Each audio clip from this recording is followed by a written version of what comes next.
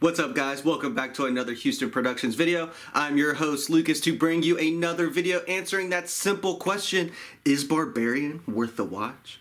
But before we can jump right in, I need you to do a couple things for me. I need you to go ahead and hit that like button, hit that subscribe button as well, hit the bell notification to be alerted of all of our future videos, and if you could, go ahead and give this video a share. I'm surely going to appreciate it. With that being said, guys, let's jump in to see if Zach Cregger's Barbarian is worth the watch.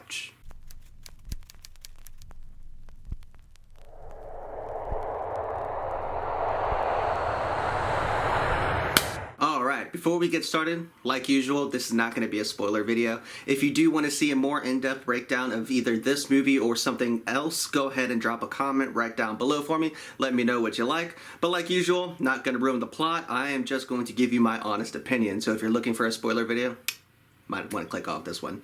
Alright guys, so let's go ahead and jump right in.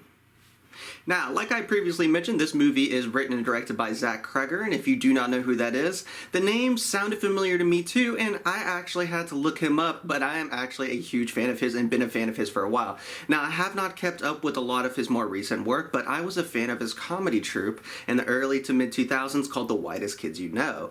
It had some of my favorite comedy sketches that I still actually quote with some of my friends today, and seeing him kind of do the Jordan Peele, go from the comedy route and jump into writing and directing a horror movie was quite an interesting thing to kind of understand and know going into this movie, and I will say he has made probably one of the best, most underrated horror movies in a while. So, what is Barbarian about?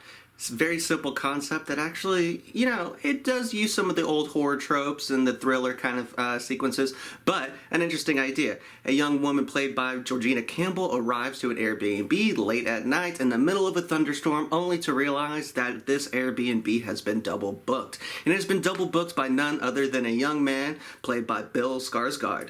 Now, as awkward as this is, he seems like a good guy, but if you do not know who Bill Skarsgård is, I think that's why this is such an interesting casting choice. He is none other than the guy who played It. Yes, Pennywise himself. So he kind of has those menacing looks and glances, and the way that he uses his eyes has always been something that I as an actor look up to, and he was perfectly cast in this role as, I'm not going to spoil it for you, but it is not quite what you think it is.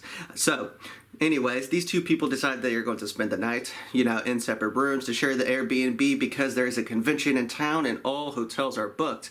Anyways, as the night progresses, they slowly start to realize that something is a little odd about this house. This movie does a great job of really giving you a sense of claustrophobia, the way the camera moves and shifts and the color schemes and the way that you always feel like something is just out there in the darkness for you. It's a really well-directed movie, and the acting is exceptional by our two leads. Now, there's also a third character who I guess you could kind of call a lead. It is none other than Justin Long. If you don't know who Justin Long is, he is a great comedic actor, and he's probably one of the people who I feel like has the most unique acting styles himself. He always seems to be playing a little bit of that douchebag or the arrogant, cocky, sly kind of guy. And yet, again, here he is, but he is suffering from something. It's very relevant in the time, and he definitely plays it well. So, I would definitely recommend Barbarian for anybody who's looking for a good thriller movie. Yes, like I said, it does follow a few of the old classic horror and thriller tropes, but it's beautifully acted, beautifully shot. The directing and the writing is top notch, and I will say, gotta leave the little ones at home for this one. I usually say you know your kids better than I do, but there are a few disturbing images and some pretty big violent sequences in here. They don't happen all the time, but when they happen, they are quite surprising. Definitely had me jump a few times just seeing these things actually happening right in front of you, not expecting it to. This movie is great at the jump scares and little the ambiance, if you will. So like I said, guys, I fully believe that Barbarian is definitely worth the watch. And there we have it, guys. Just a quick little recommendation and a small review breakdown of Barbarian for you. Written and directed by Zach Cregger. Like I said, I definitely do fully believe that you should tune into this one if you have not done so already. But if you have, go ahead and drop a comment right down below and tell me what you think. Was it worth the hype? Were you let down? Are you excited to see his future work? Is he the next Jordan Peele? I'd love to hear from you guys. And if you haven't done so already, like I said earlier in the video, go ahead and hit that like button, then hit that subscribe button, and then also Also hit that bell notification, and one more thing, I know I'm asking a lot, but go ahead and give this video a share. It's been steadily rising, and I would love for it to continue to do so. So go ahead and share this one for me, guys. I will greatly appreciate it. And until next time, guys, happy watching. I'm Lucas, and I'll see you in the next one.